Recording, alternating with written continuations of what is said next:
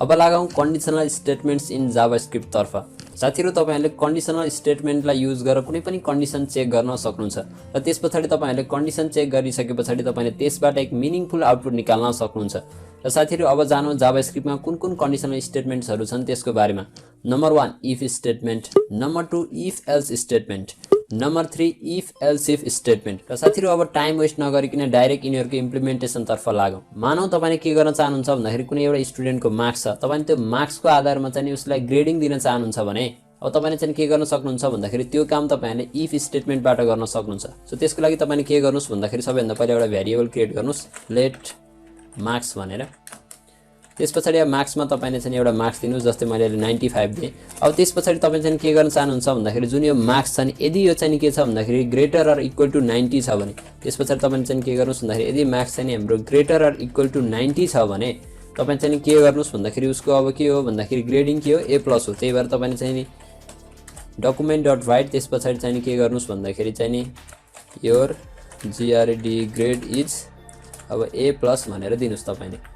त्यसपछि तपाईले यहाँ सेभ गर्नुभयो भने यहाँ तपाईले देख्न सक्नुहुन्छ your grade is a plus भनेर आएको छ। अब हेर्नुस् यहाँ के भयो भन्दाखेरि जुन हाम्रो मार्क्स भेरिएबल छ हेर्नुस् त्यसमा भ्यालु कति छ 95। अब सबैभन्दा पहिला चाहिँ के भयो भन्दाखेरि जुन हाम्रो इफको जुन हामीले चाहिँ प्यारेन्थेसिसमा कन्डिसन दिएको छौं त्यो कन्डिसन चेक हुन्छ। जुन हाम्रो मार्क्स छ त्यो चाहिँ के छ भन्दाखेरि ग्रेटर र इक्वल टु 90 छ, त्यही भएर हामी चाहिँ इफ ब्लक भित्र आयौं। त्यसपछि तपाईले चाहिँ जुन इफ ब्लक भित्र जे कुरा लेख्नु भएको थियो त्यो कुरा चाहिँ के हुन्छ भन्दाखेरि ब्राउजरमा प्रिन्ट हुन्छ।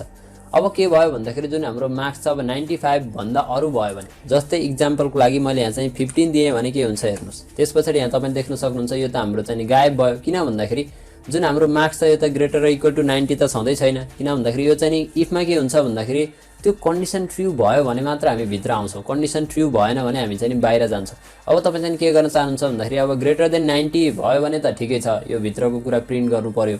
अब ग्रेटर देन 90 भएन भने के गर्ने भन्ने चाहनुहुन्छ भने तपाईले यहाँ चाहिँ के युज गर्न सक्नुहुन्छ भन्दाखेरि एल्स भनेर दिनुस्।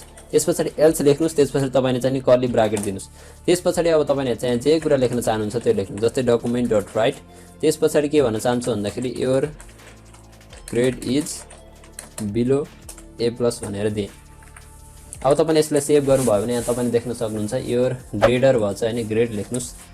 Your grade is below A plus भनेर आएको छ। किन यस्तो भयो भन्दाखेरि यहाँ तपाईले ध्यान दिनुपर्छ। अब जुन हाम्रो मार्क्सको भ्यालु छ कति छ 15 छ, 15 चाहिँ ग्रेटर इक्वल टु 90 त होइन। सो त्यही भएर इफ स्टेटमेन्ट चाहिँ चलेन, त्यही भएर हामी एल्स ब्लकमा आयौं र एल्स ब्लकमा जे कुरा तपाईले चाहिँ प्रिन्ट गर्न भन्नु भएको थियो त्यो कुरा चाहिँ के हुन्छ भन्दाखेरि प्रिन्ट हुन्छ।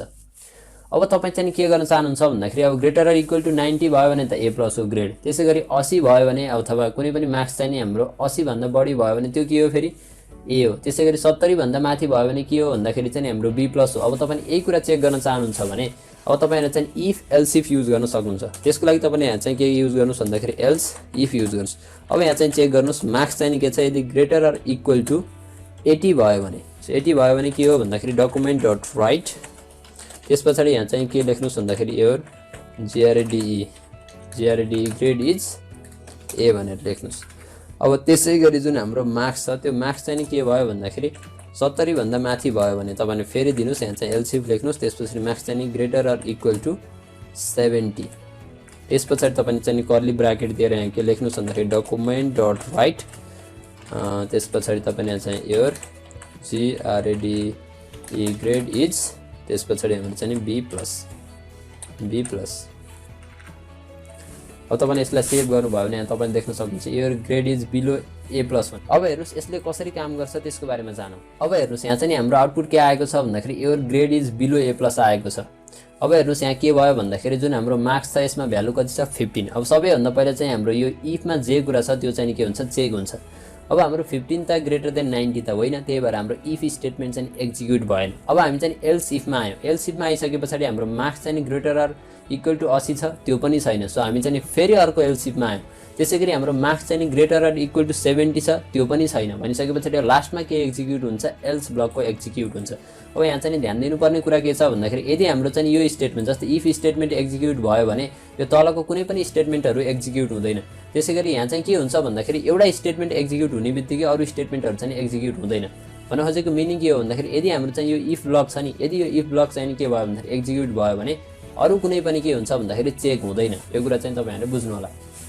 अब मैले तपाईहरुलाई चाहिँ के भनेको थिएँ भन्दाखेरि जुन हाम्रो लजिकल एन्ड लजिकल अर त्यसैगरी लजिकल नट अपरेटरको बारेमा चाहिँ कन्डिसनल स्टेटमेन्ट पढाइसकेपछि पढाउँछु भनेको थिएँ। अब चाहिँ त्यसको बारेमा जानौं। त्यसको लागि चाहिँ म एउटा सिम्पल प्रोग्राम बनाउन गइरहेको छु। हामीले चाहिँ के बनाऊ भन्दाखेरि कुनै एउटा नम्बर छ, तपाईले चाहिँ जस्तै लेट्स एक्जाम्पल लागि 15 छ। अब त्यो जुन 15 भन्ने नम्बरलाई चाहिँ 5 र 10 ले चाहिँ डिभाइड हुन्छ कि हुन्न भनेर चेक गर्नु पर्यो भने तपाईले चाहिँ अब त्यो लजिकल अपरेटर्सहरु युज गर्न सक्नुहुन्छ। सो त्यसको लागि तपाईले चाहिँ अब लेट एउटा भेरिएबल क्रिएट गर्नुस्। लेट a इक्वल टु अब यहाँ चाहिँ मैले 20 भनेर दिएँ, 30 भनेर दिएँ, ठीक छ 30 भनेर दिएँ। त्यसपछि चाहिँ अब तपाई के गर्न चाहनुहुन्छ भन्दाखेरि 30 लाई अब एउटा भेरिएबल चेक गरौँ। लेट b इक्वल टु यसमा चाहिँ 5 दिएँ। त्यसैगरी लेट c इक्वल टु यसमा चाहिँ 10 दिनुस्। अब तपाईले चाहिँ यो 30 लाई चाहिँ 5 र 10 ले चाहिँ डिभाइड जान्छ कि जान्न भनेर चेक गर्न चाहनुहुन्छ भने जस्तै त्यसको लागि तपाईले चाहिँ इफ लेख्नुस्। इफ ल हेर्नुस् है, जुन हाम्रो a छ a पर्सेन्टेज, अब यसलाई चाहिँ पर्सेन्टेज नभन्नुस् मोडुलस भन्नुस्। a मोडुलस हाम्रो चाहिँ b चाहिँ के भयो भन्दाखेरि इक्वल टु के भयो 0 भयो। भन्न खोजेको मिनिङ के हो भन्दाखेरि यदि 30 लाई चाहिँ 5 ले कम्प्लिटली डिभाइड भयो भने के हुन्छ रिमाइन्डर 0 आउँछ। र तपाईले अब चाहिँ यहाँ के गर्नुस् भन्दाखेरि लजिकल एन्ड अपरेटर युज गर्नुस्।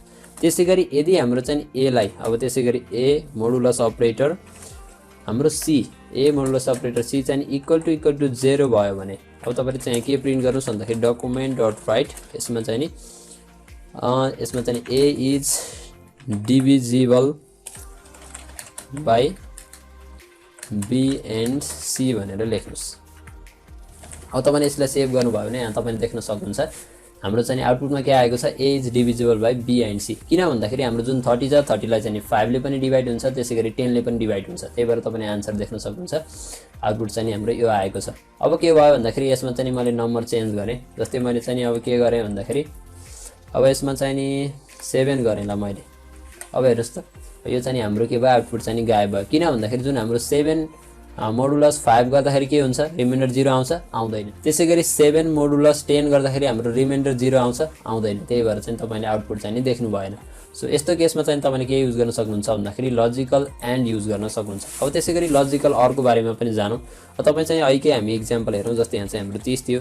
अब तपाई चाहिँ के गर्न चाहनुहुन्छ भन्दाखेरि जुन हाम्रो a भन्ने भेरिएबल छ नि, यो a भन्ने भेरिएबललाई चाहिँ दुईवटा नम्बर मध्ये कुनै एउटा नम्बरले डिभाइड गए पनि तपाई चाहिँ इफ स्टेटमेन्ट भित्र आउन चाहनुहुन्छ भने चाहिँ तपाईले के युज गर्न सक्नुहुन्छ भन्दाखेरि लजिकल अर युज गर्न सक्नुहुन्छ। त्यसको लागि तपाईले चाहिँ के गर्नुस् भन्दाखेरि भर्टिकल बार युज गर्नुस्, दुईवटा भर्टिकल बार। अब तपाईले चाहिँ के गर्नुस् यदि a लाई चाहिँ अब हाम्रो हेर्न सक्नुहुन्छ यहाँ चाहिँ a लाई अब हाम्रो चाहिँ b ले डिभाइड गए पनि के हुन्छ भन्दाखेरि हामी इफ ब्लक भित्र आउँछौं। त्यसैगरी चाहिँ a लाई चाहिँ हाम्रो c ले डिभाइड गए पनि हामी चाहिँ इफ भित्र आउँछौं।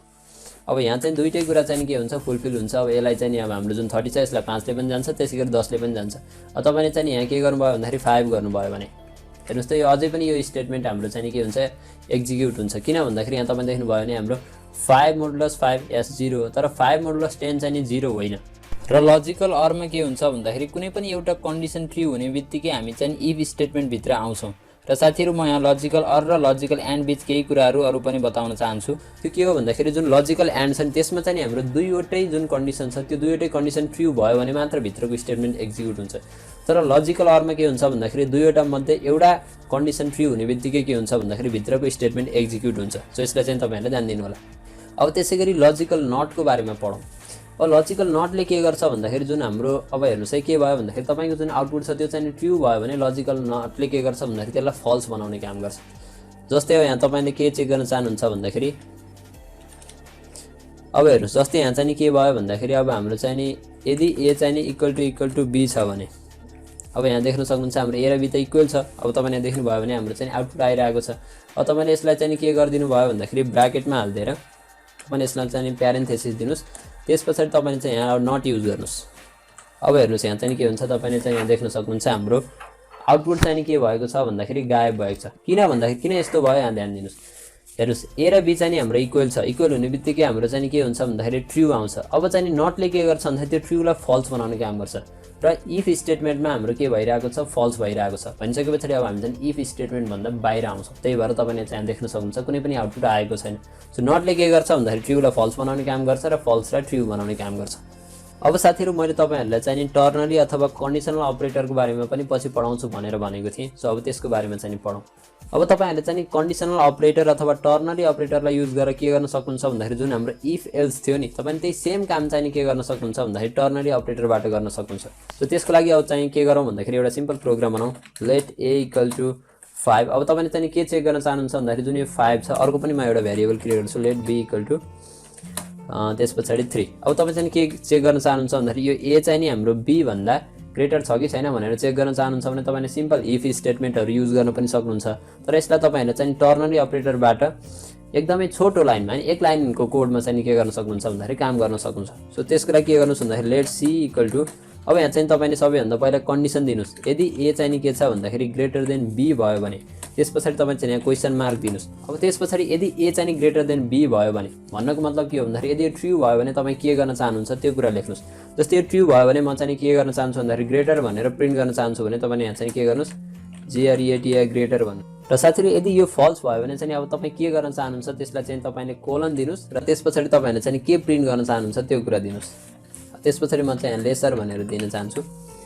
अब तपाईले चाहिँ के गर्नुस् भन्दाखेरि c लाई प्रिन्ट गर्नुस् document.write त्यसपछि c।